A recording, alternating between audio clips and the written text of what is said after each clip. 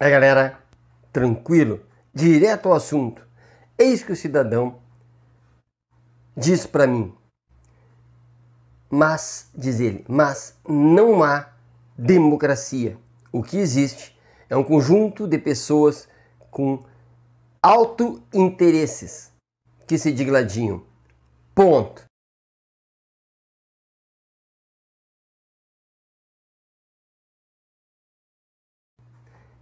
E, à medida que falava isso, ele contrapôs vários argumentos de uma forma acelerada, de maneira que eu percebi que ele estava bastante interessado na fala e muito pouco na audição.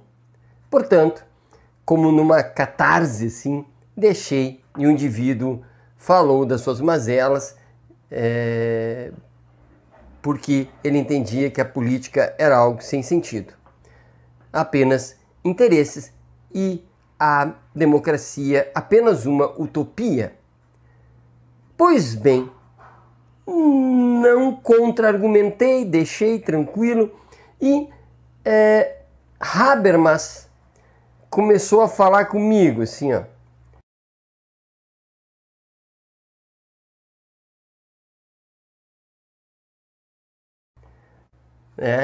E Habermas me deu bastante ideias para eu conversar aqui.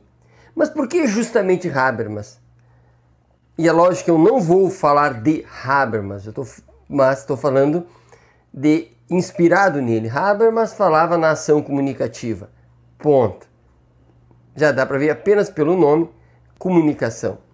Bom, a partir daí pego para mim a reflexão, baseada em Habermas, mas é o Amilcar falando. A democracia é conversa. Democracia é diálogo. Democracia não é monólogo.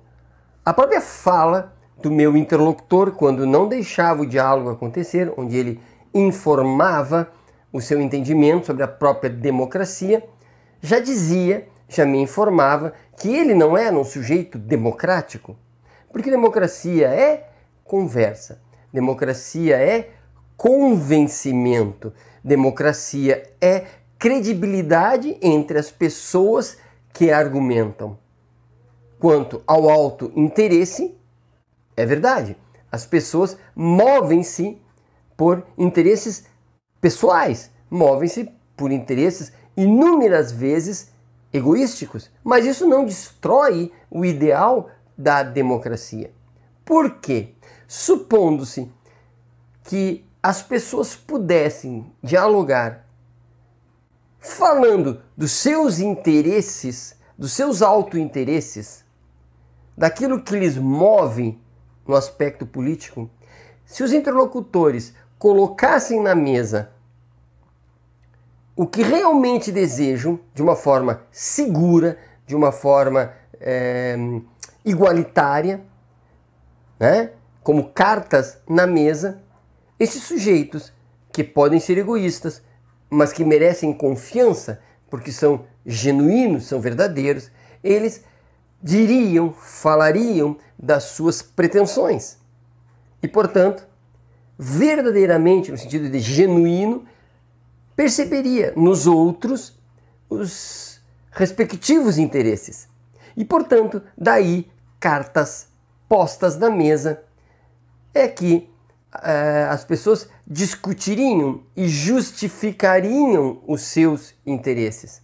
Percebem? A capacidade de poder justificar. Mas veja, eu disse antes, diálogo e credibilidade.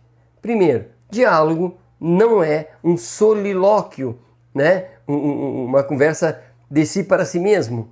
O diálogo é alguém expõe, alguém ouve outra exposição e se deixa convencer. Ou não se deixa convencer totalmente, mas mantém a abertura, né?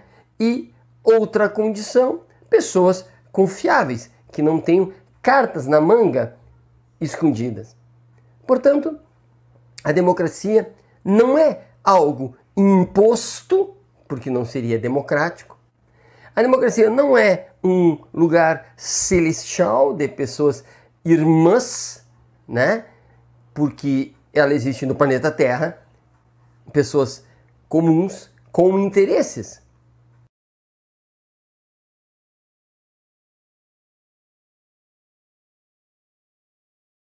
Percebam que a credibilidade entre pessoas que dialogam também, de certa forma, pressupõe a credibilidade do Estado.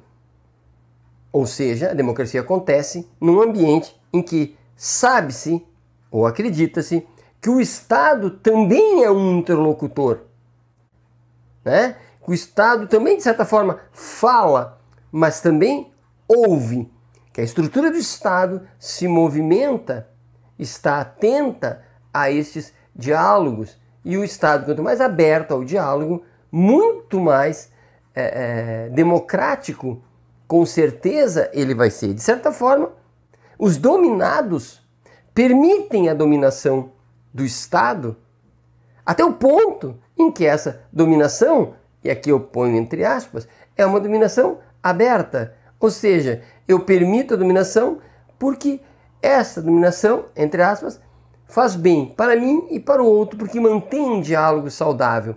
E essa dominação se amplia, essa dominação se reduz. Ela vai trabalhando de acordo com as conversas, com as razões, com as discussões, com os apontamentos que as pessoas fazem.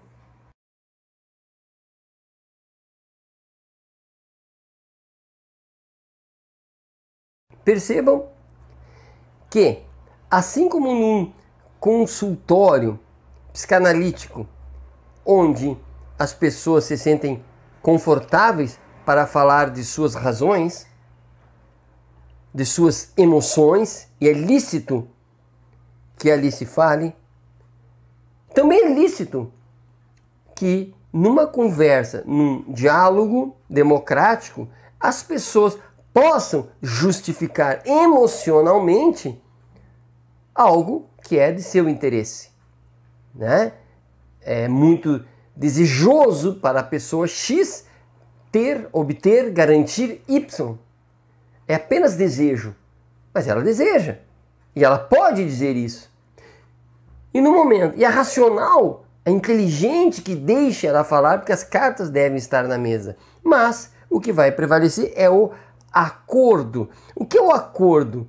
Acordo é um momento em que pessoas que acreditam em si mesmas e acreditam no outro, ou seja, entre pessoas que têm credibilidade, chega-se a um momento de decisão, né? Ouvidos todos os interesses, né? Vamos tomar a atitude X que vai atender, na medida do possível, na maior medida do possível, né?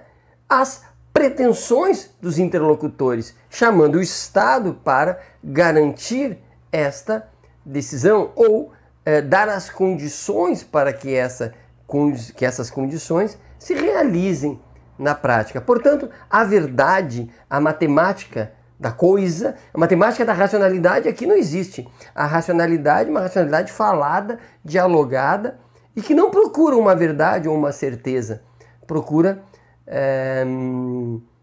possibilidades de trazer à prática o que as pessoas desejam, sem destruir o próprio diálogo. Não só não destruir as pessoas, mas que não destrua as possibilidades de diálogos futuros.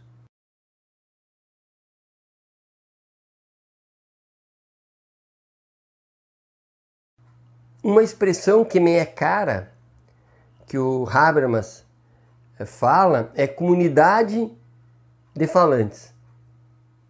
E aí eu interpreto, gosto de interpretar, de observar a palavra comunidade. A palavra de comunidade que quer dizer comum, né? Aquilo que deve ser distribuído entre aquelas pessoas. Percebe? E espero que distribuído de maneira o mais igual que der para ser feito. Isso é uma comunidade.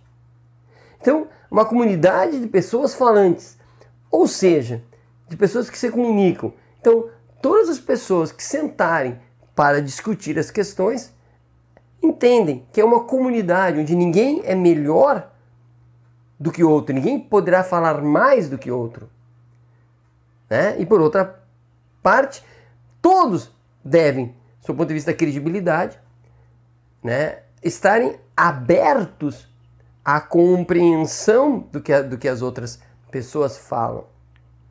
E é evidente que aqui eu tenho que apontar para a questão educacional, a questão de formação de sujeitos políticos, formação de sujeitos para o diálogo, que tudo seja discutido, resolvido pelo diálogo entre pessoas que são iguais na possibilidade de fala e de audição.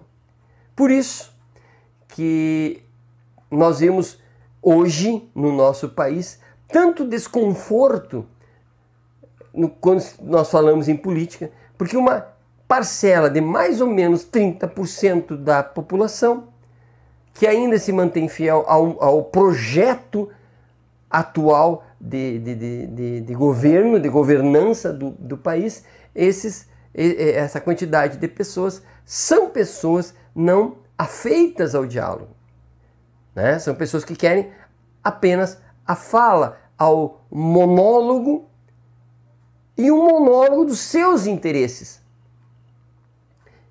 pessoais. E é muito interessante apontar que mesmo essas pessoas não democráticas, chamadas fascistas, hoje, o nosso fascismo, a moda brasileira, é muito interessante que todos parecem ser uma massa única, mas não.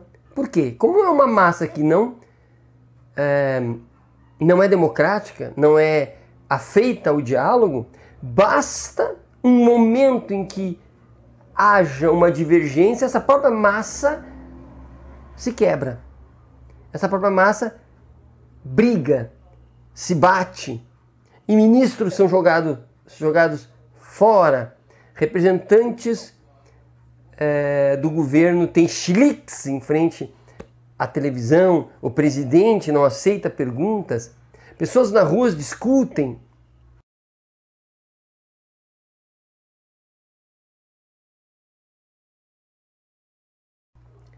Por quê? Porque, sob esse ponto de vista do que eu estou colocando, se tu não és democrático, tu não dialogas.